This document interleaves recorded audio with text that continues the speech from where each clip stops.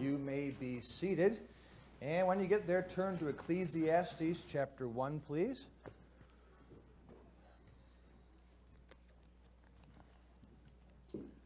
Hopefully you've come back tonight not just to do it out of tradition or habit, but have come to learn what thus saith the Lord in the book of Ecclesiastes. I'll tell you when you can stop coming to church. We'll make a deal with you. You can stop coming to church when you know everything there is to know about the Bible. Does that sound like a good deal?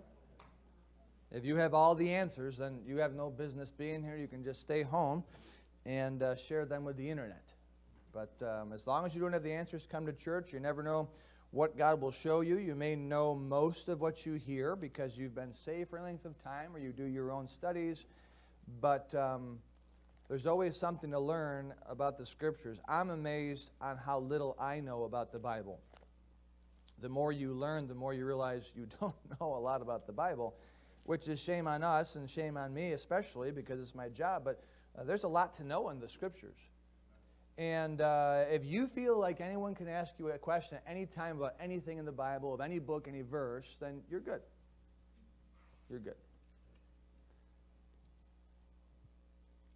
And if you think you're ever like that, you're bad at that point. You know, it's not good. Somebody just asked me the other night. They asked me about a apparent contradiction in the Kings and the Chronicles. And I looked at it and I said, I think I know the answer because I think that's the one that I spent a lot of time actually studying. Now, I'm the one that taught it, mind you. I put the slides together. I put the notes together. I was up here teaching it. I said, I think that's the one, but I don't know. I have to go home and do my research to check it out. But even if you think you have the answers today, you'll forget them in a year. And so you come to church, and for a lifetime, you're learning, forgetting, learning, forgetting, learning, forgetting, refining. Oh, relearning because you were wrong years ago. So keep coming to church, keep praying for your pastors, for your teachers, and we want to know the truth. Amen? In our first lesson, we noted the need to view Ecclesiastes as inspired as any other book in the Bible. We need to look at this book, Ecclesiastes, the same way we would look at Lamentations, or the book of Psalms, or the book of Proverbs, or the book of Genesis. Whatever book you're reading, we should see all of them equally as inspired. And the last time we met regarding Ecclesiastes, we talked about the need to look beyond the conduit, beyond the medium, beyond the person, or even the animal for that matter, that God is using to communicate truth, and appreciate the source, wherever that well of truth is, that well of water. Regardless of what the straw looks like, regardless of what the piping or the tubing looks like, we've got to be able to appreciate the truth. In the first lesson of this book, found in verse 1, when quietly identifying its author, was a lesson to look beyond the author. Forget Solomon. Just accept that it's an inspired word of God through a man of his choice. Ironically, the second lesson of the book, which is found in the balance of chapter 1, will be a lesson learned by looking precisely at the author and evaluating what he's saying based on his background. So I said ignore Solomon last time. We're going to actually highlight Solomon this time. And that's not a contradiction. An author's personality, an author's background, an author's spiritual condition doesn't strip him of divine inspiration. Doesn't render him non-inspired. And vice versa, inspiration doesn't strip an author of his personality, of his background, or spiritual condition.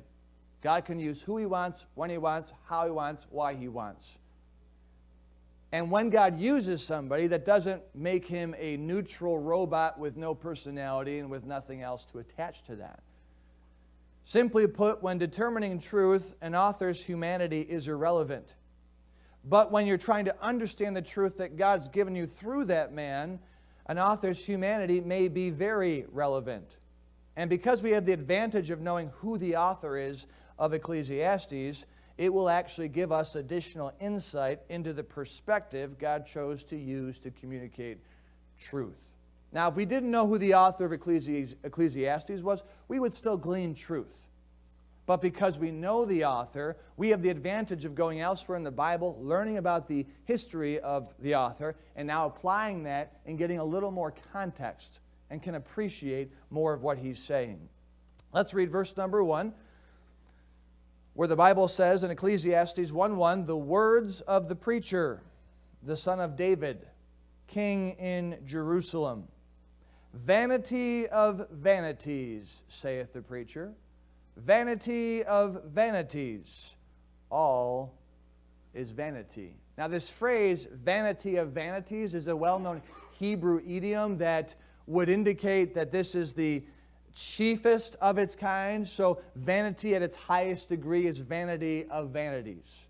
You'll see this in Solomon's book of the Song of Solomon. He wrote the Song of Songs.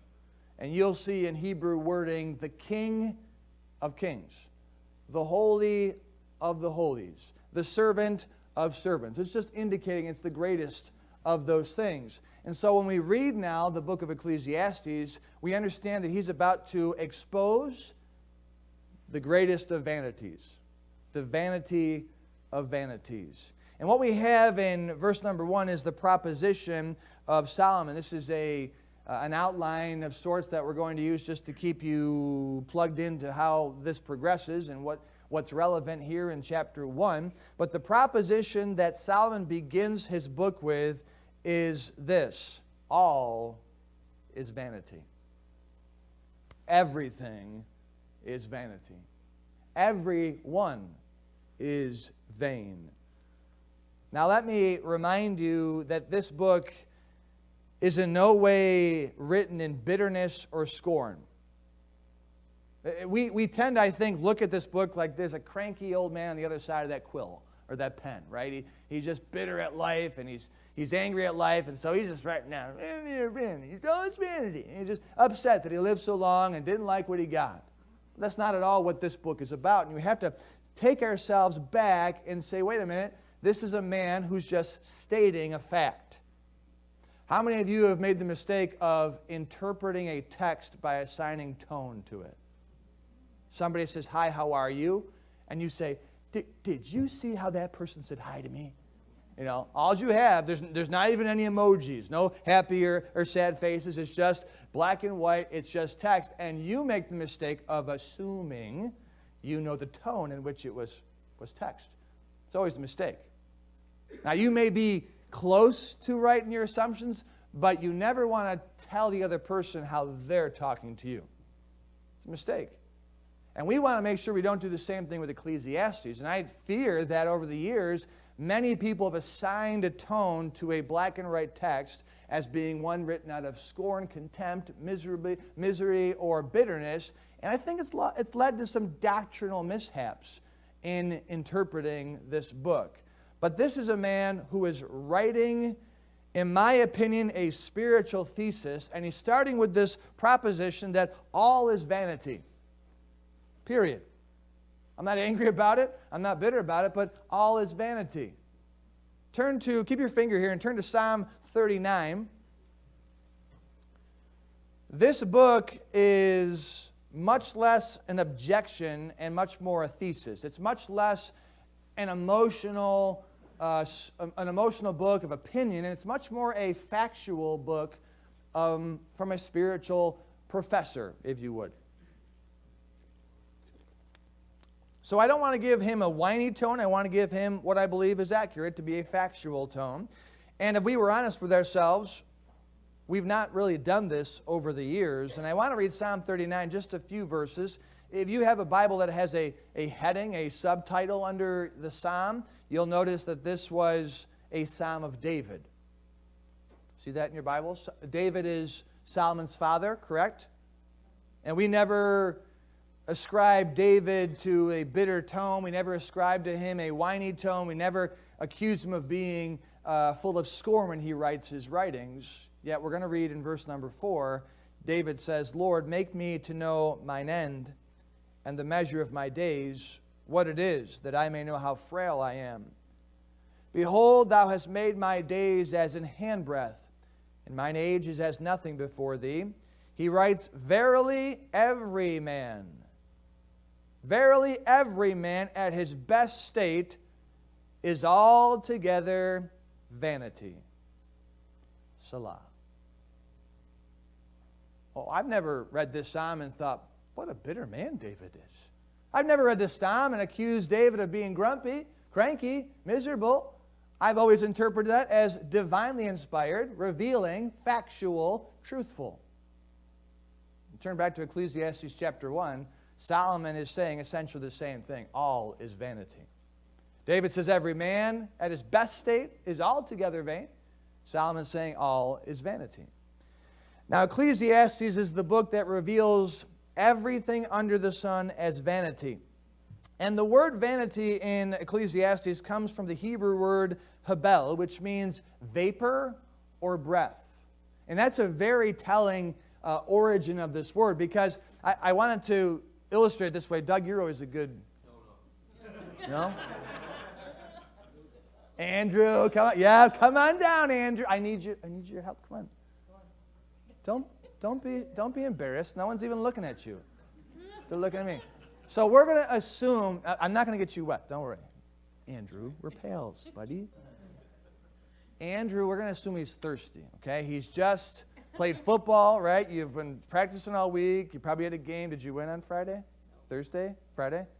So you're tired because your coach ran you to death the past few days. So he's thirsty. Ready? We're going to give him some liquid to get rid of that thirst. All right, drink away. You have to open your mouth. There we go. Come on. Is it good? Is it relieving your thirst? Open your mouth. You can't even get anything in. There we go. All right. Are you still thirsty? You're wet. I know. Here we go. I told you I wouldn't get you wet. But this isn't going to quench anyone, right? You see that? If you were really thirsty and you were hoping to get something to relinquish your thirst, it's not. You want some, Elsie? You want to get? No, you don't want any. You want some? There we go. No. This is what vanity is. There's no substance to it. It doesn't take away your thirst. It doesn't take away your appetite. It doesn't give you anything to say, that was good. Vanity is like a breath. It's like a vapor. And it's interesting to me, given what we just read in Psalm 39, David says, man at his best state is altogether vain or vanity. Yet James in James 4:14 says, whereas ye know not what shall be on the morrow, for what is your life? It is even a vapor. Here for a little bit and then vanisheth away. Our life is vain from the standpoint that it's so brief. It lacks so much substance. It's nothing that's going to change this world. It's nothing that's going to make this world satisfied. Vanity is emptiness, lacking. And so when Solomon says in verse 2, all is vanity, he is saying all is lacking in substance. All is lacking in satisfaction. All is lacking in duration. All is lacking in time. Andrew, nice job, buddy, by the way. You did a really good job. I realize I got you a lot more wet than I intended to, but you were an easy target. You just smiled and laughed at me. I want you to look at verse number 3 now. This is the proposition, verse 2, and then verse 3, he asks a question to provoke thought. And he says, what profit hath a man of all his labor which he taketh under the sun? That's not Solomon being, again, this confrontational, whiny guy who's trying to get the point across to you that he's not happy with what he ended up with. He's saying, hey, you tell me, what profit has a man of all of his labor under the sun? A man can spend his whole life working. What does he have to show for it? A man or woman can spend their whole life doing things, laboring, because every day you've got to work. You tell me. That's the provocation. And then what he's going to do through verses 4 on through verse 11 is he's going to give some proof. And in asking this question, he's asking, what do we do here that results in anything long-lasting? What do we do here that results in anything deeply satisfying? What do we do here that leaves us longing for nothing? What do we do that just says, I don't need anything else ever again, anytime? Because if we do that, then we would stop doing what we're doing. But we keep doing what we're doing because nothing satisfies. Nothing fulfills us. This is the definition of the vanity of life. This world is never at rest. It's never content. It's never fulfilled. Let's look at the proof. And the proof starts in verse number 4. There's 7 proofs. The first proof is the cycle of man. Verse 4, he says, one generation passeth away, and another generation cometh. But the earth abideth forever. He's saying mankind itself is not lasting. He says by our nature we are born, we live, and then we die. And a new generation is born, they live, and then they die. And then another generation forever and ever, because the earth abideth forever. At no point does mankind say, hey, this is cool, we're good, we don't need to reproduce. We're happy with who we are, we'll be this way forever, we'll last forever, we have no need to continue on. Man is never content, man is never fulfilled. One generation passeth away and another one comes. Look at the second proof in verse 5.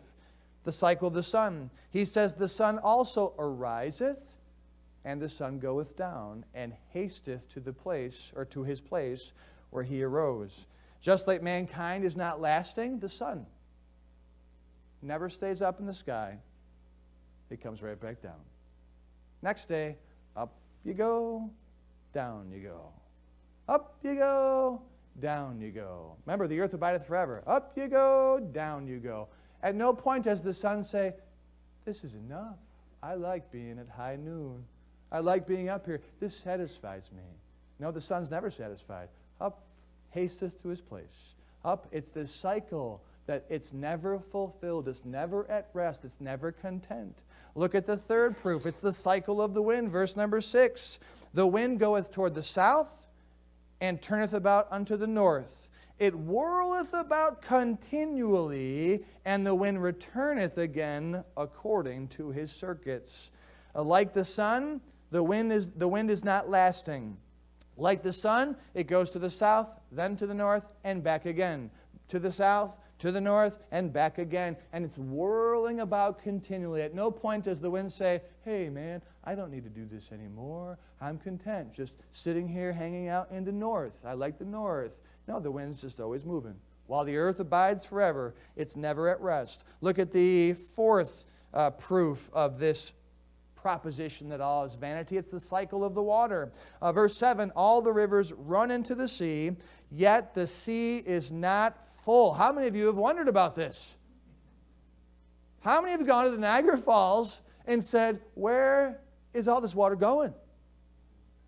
Because I'm probably wrong. I don't know geology very well, but my thought process is, if that much water is going over the cliff, doesn't that much water have to come back into it somewhere else? You smart people can tell me I'm wrong, but like, where is that much water coming into the Great Lakes as fast as it's going out? Because last I checked, that many gallons is going over the edge 24/7. That's a lot of water. But the Great Lakes still fill up. He says, verse 7, all the rivers run into the sea, yet the sea is not full. Unto the place from whence the rivers come, thither they return again. He says, this is obnoxious. The waters come, they keep flowing downstream, and they never stop. Somehow they make their way back to where they started from.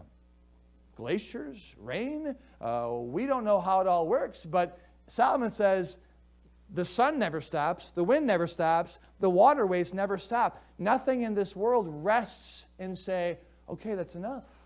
You could argue that nature doesn't stop reproducing. Trees keep coming up, grass keeps coming up, animals keep giving birth. Things are in this constant cycle. It seems like no one's resting, no one's contented. Then look at verse number 8. We'll see the fifth proof of this proposition that all is vanity. Human senses. All things are full of labor. Man cannot utter it. The eye is not satisfied with seeing, nor the ear filled with hearing. Solomon would write these words in his wise book of Proverbs. He would write, hell and destruction are never full, so the eyes of man are never satisfied. That's why I love Solomon. He really digs into human nature. Our eyes are never satisfied. we keep looking for beautiful things to look at. We keep looking for beautiful people to look at. We keep looking at beautiful cars to look at. We keep looking at beautiful scenery to look at. We want to see everything there is to see, and when we're done seeing what we think is everything there is to see, we want to see the same thing in a different light, a different perspective. Our eyes are never content. They're never content. This is the reason many men who are married to supermodels move on, because the eye is never satisfied. This is the reason many women keep repainting the walls of their home, because the eye is never satisfied. This is the reason many people can't handle buffets. The eyes are never satisfied. This is the reason we keep buying clothes. This is the reason we keep buying in general. You realize our eyes are constantly surveying what we can see at any time. Watch somebody in front of their phones. Watch somebody in front of their computer screen. Watch somebody in front of TVs. We can't get enough. We now have commercials that can give you, I don't know how many images in but 10 or 15 seconds. But that's not even enough. Because we're looking at our phone and the TV, and then we're channel surfing. We just can't get enough with our eyes. We now watch sports, and we have every angle possible. It used to be you just watched what you could. A replay would come out, and you're like, whoa, I can see it again. I went recently to a high school football game, and by instinct, I went to the scoreboard for the replays. Like, I want to see that again. Because my eyes can't get enough. Your eyes can't get enough. It's never satisfied. That's why nothing's ever perfect. We're always making something different, something better. At no point has the eye said, it's cool. I don't need to see anything else. This is true of the ear. The ear is never satisfied. We're always listening for new voices, new songs, new words, new languages. You may turn on your radio, turn on your internet, and listen for songs. And now we don't even waste time with a song we don't want to listen to. We just, in the car, maybe it's doot, doot, doot, doot. We're always looking for a new song, a song we like, or something better for our ears. At no point have the ears said to the brain, it's cool, it's enough. I don't need to listen anymore. Solomon didn't list the other senses, but I think we all can agree all other human senses are the same. Our taste buds are never satisfied. You know why we stop eating? Because we can't fit anything more in our belly, or our brains say, bad idea, you're getting fat, right? But even then, how many of you like me could eat, if we just had food go into this bottomless pit, never had any calories, never any fat added to you, it just went into this magical abyss, how many of you could eat pizza or candy or pop or whatever you like forever? Me. I get full on one sandwich, but I like it, so I'll have another half of one. I'm not eating like you because you're hungry. We're eating because we like what we eat. And the taste buds never tell me, it's cool, bro. I'm all tapped out with that. One chip was good.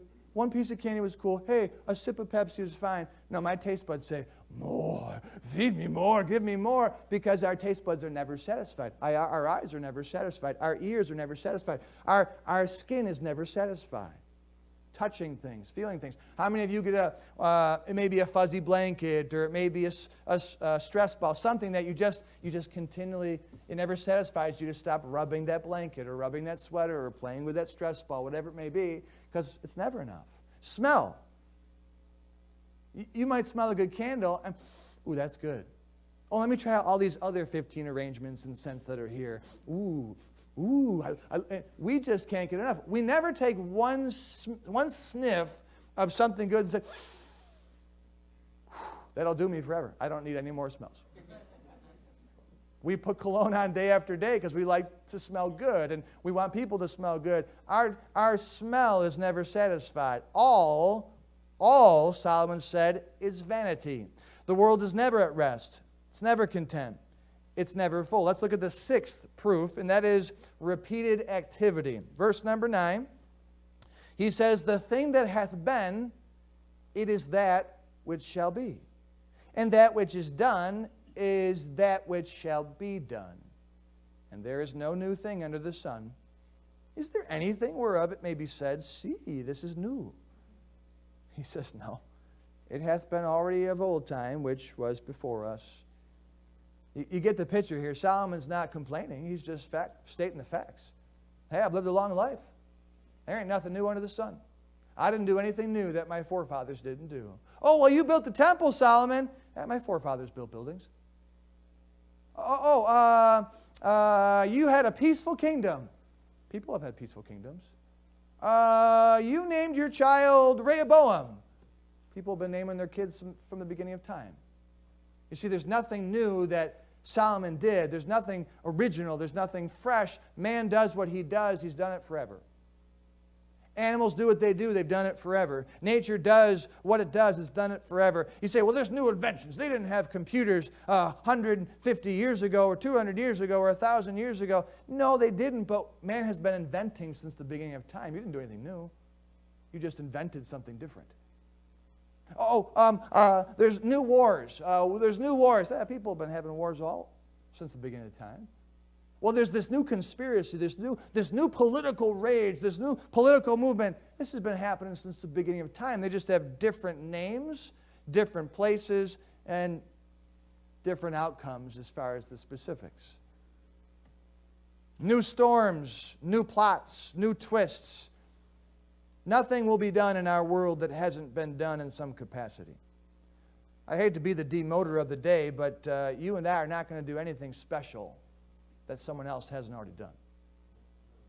We're not going to do anything original that someone else hasn't already done. That was the big thing when I was a kid, was be different, be yourself, be original.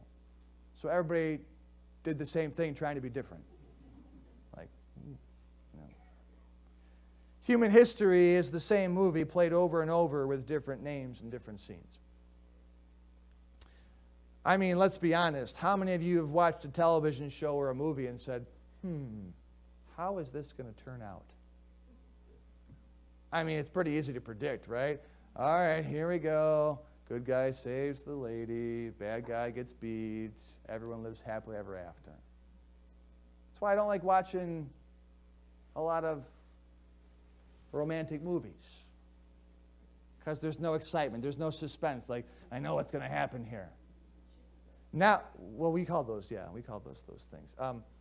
Now they have reality TV shows. Reality. So you can't predict what's going to happen. If you've watched these shows, you may have noticed the producers make sure they do the same thing every time. They insert the suspense and then reduce the suspense, and everyone's happy. Ooh, how many of you watch Fixer Upper? Right? They're about to make a phone call. We've found a problem. And you have to choose to do this, or that. We've seen this script before. That's why guys like sports. Guys don't like predictability. So guys like sports because anybody can win. Even that now I've lost that excitement because as soon as the announcers say, this team hasn't scored in the second half of the whole season. Okay, here we go. What do you know? They scored. Did you notice that today in the game? This team has never scored in the second quarter. 3 points. Thank you very much, announcers. Everything's predictable now in the world of Hollywood and entertainment because human history is the same movie played over and over with different names and different senses. Let's look at the seventh proof that Solomon adds in verse 11. He says, there is no remembrance of former things, neither shall there be any remembrance of things that are to come with those that shall come after. The seventh proof of his proposition that all is vanity is this forgotten activity. Like the cycle of the sun, man acts, man forgets, man repeats the act. Like the cycle of the wind, man says, he forgets what he says, and he repeats what he says. Like the cycle of time, man thinks, man forgets what he thinks, and man thinks the same thing again. All is vanity. Solomon says the fact that we don't remember our past and learn from it is not satisfying. It's not fulfilling.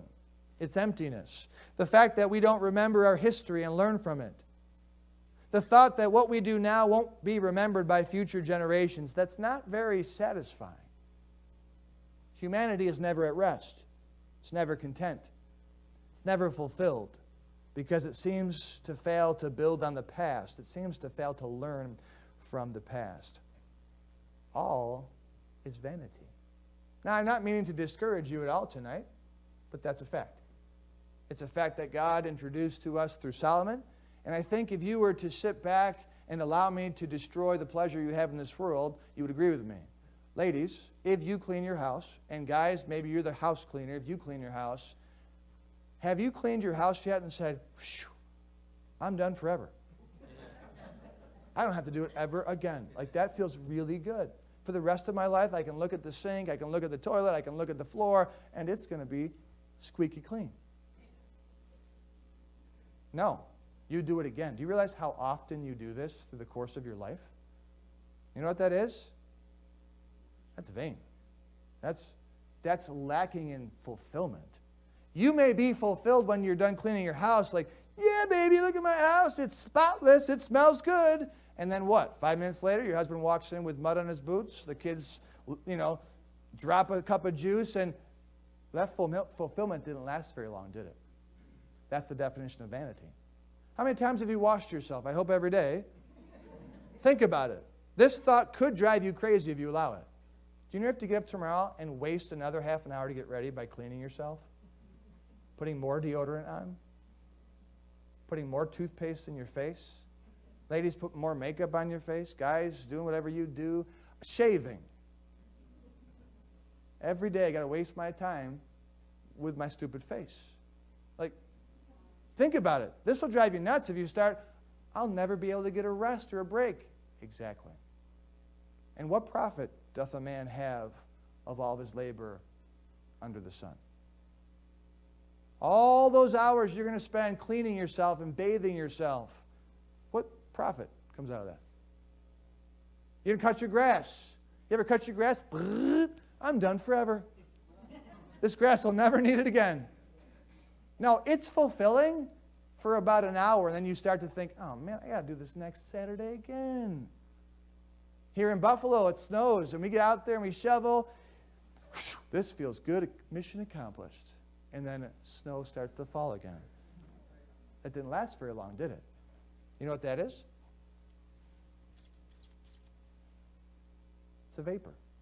It's not fulfilling. It doesn't last. All is vanity. So, tell us, Pastor K, what is the pertinence? What's the point tonight? What relevance does this have? Because this sounds pretty discouraging to read Solomon's conclusions of this world. Remember, this is not Solomon complaining. This is not him whining. He is stating a fact.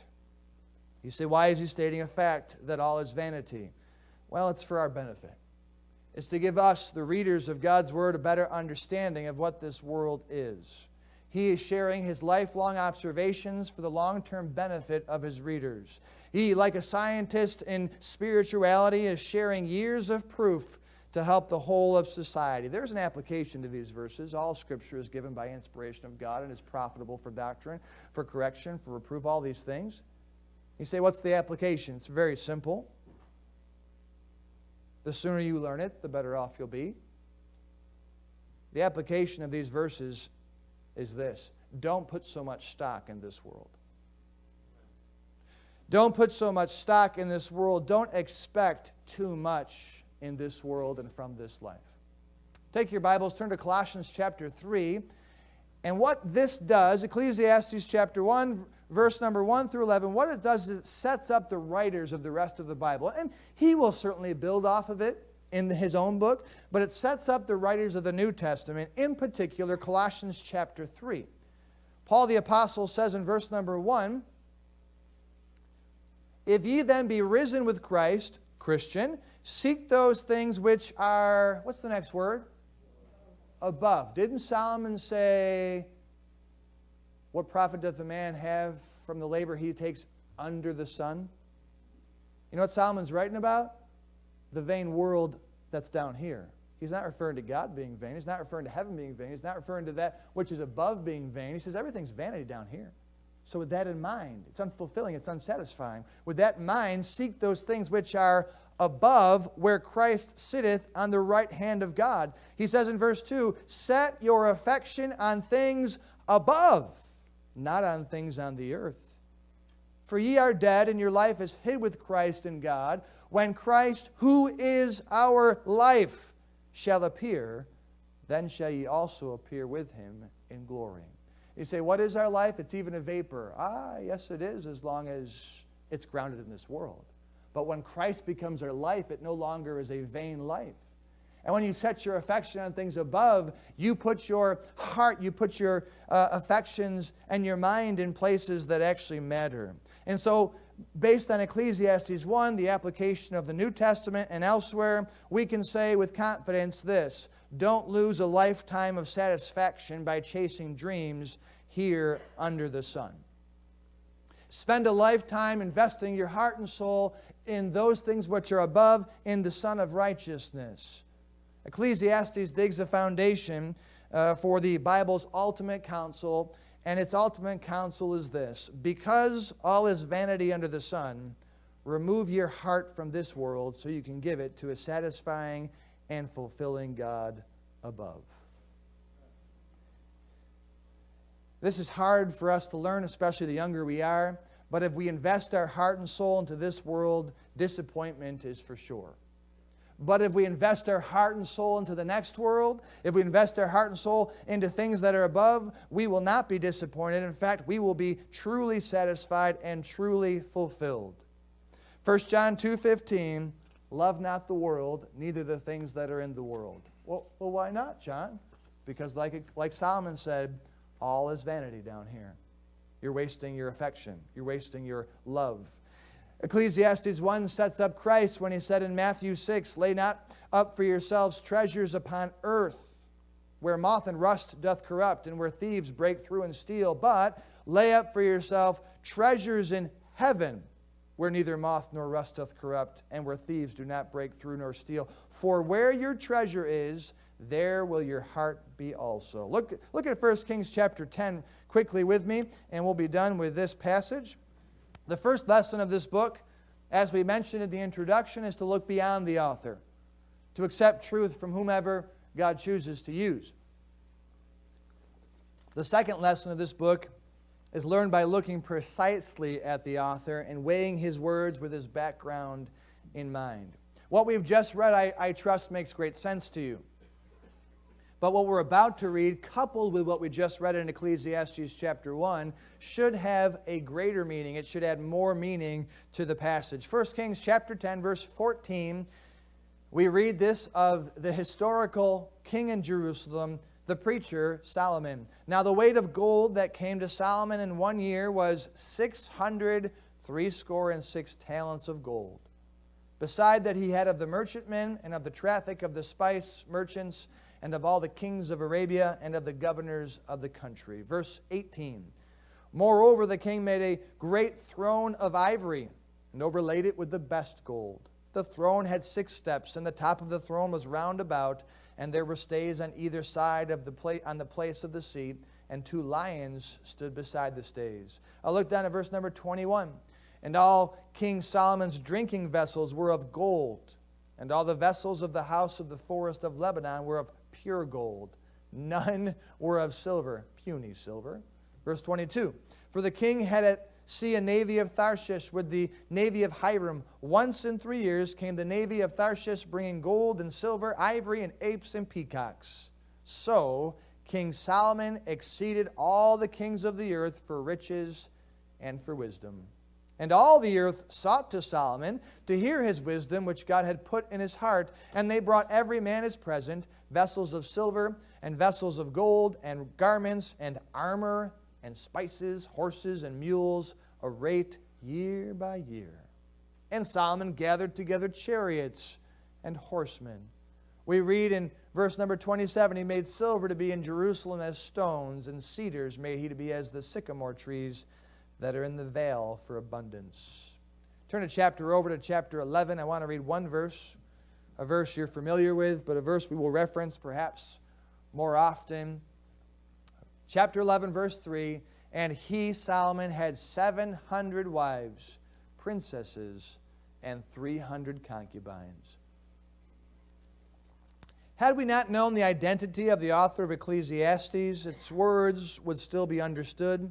They would still be appreciated. The truth that comes from it would still be garnished and accepted.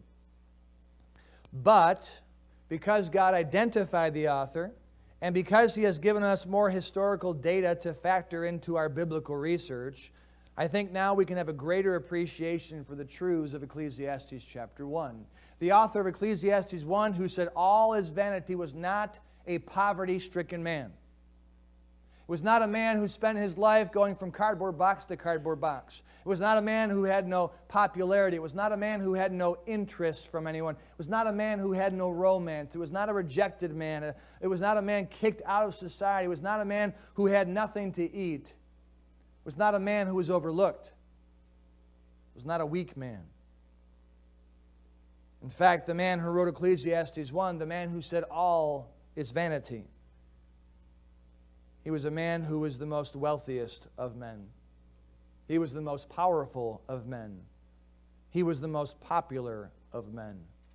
You say, what does that mean? Well, he must have been backslidden. He must have been bitter. He must have been in a place where God was not speaking to him. Oh, no. It's inspired of God. It's true. He said it factually. He said the earth never rests. The sun comes up and down. The wind goes back and forth. The water comes here and there. Generations come and go. Everything comes and goes. Fact, he says. It teaches us this very important truth. All of the money in the world will not satisfy. It teaches us that all of the attention in the world will not satisfy. It teaches us that all of the romance in the world will not satisfy. It teaches us that all of the power in the world and all of the possessions in the world will not satisfy.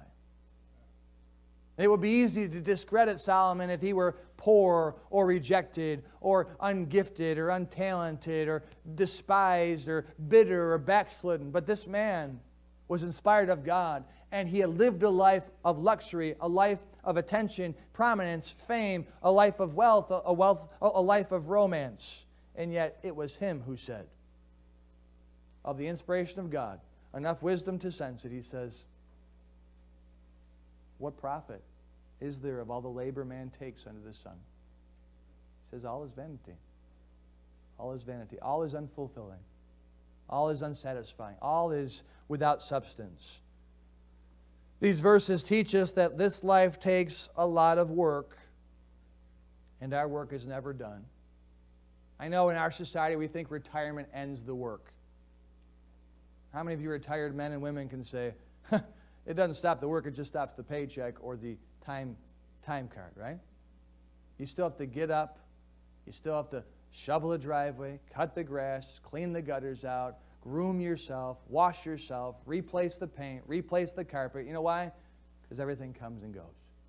This life is full of work, and nothing truly satisfies. That's why we have what are called hobbies. You know what hobbies are? Things we like to keep doing. Things that draw us back to it over and over. Well, if your hobby was so satisfying, you know what you would do? You would do it once, sit down and say, well, that was nice. I enjoyed that. But you guys keep going hunting because one time isn't enough.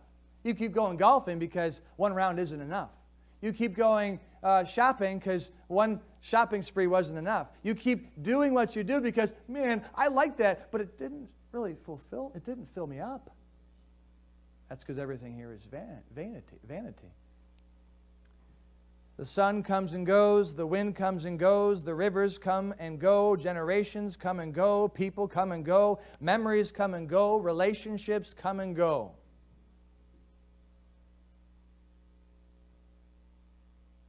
These are the facts, not the complaints of an elderly man who had everything.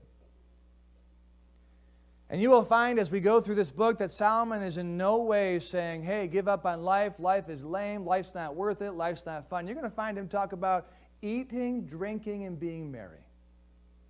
You're going to hear him talking about living joyfully with the wife of thy youth. You're going to hear him talk about savoring the ability to work. This man is not saying don't have a blast. He's not saying don't enjoy life. He's not saying don't laugh and feast. He's just saying, note to self, everyone, if you think it's going to fulfill you, it's not. And he's eventually going to say what the New Testament is saying. Don't put all your eggs in the basket of this life. Set your affections on things above, not on things below. He said in Proverbs 23:4, labor not to be rich, cease from thine own wisdom. He said, wilt thou not set thine eyes upon that Or wilt thou set thine eyes upon that which is not? You're going to set your eyes on money? It makes itself wings and flies away. Money is like this. I got it. Where did it go? I got it. That's not enough. I got it. I need more. Wilt thou set thine eyes upon that which is not? They make themselves wings and fly away as an eagle toward heaven. He's not saying don't work. He's not saying don't save. He's not saying don't be responsible. He's saying make sure that your expectations are realistic and don't chase dreams under the sun, because you will find out that they will not satisfy. So, in conclusion, you and I, as believers today, given the book of Ecclesiastes and everything we're about to learn, given the New Testament, Paul's word to us in particular in Colossians 3, we have a choice to set our affections in this world below or in the next world above. We have a choice to give our heart to this life, to chase our dreams here, or to give our heart to Christ and let Him lead us. One will satisfy, one will fulfill, one will be enough, and the other one will not be. One will be as a vapor, and one will be as the springs of living water.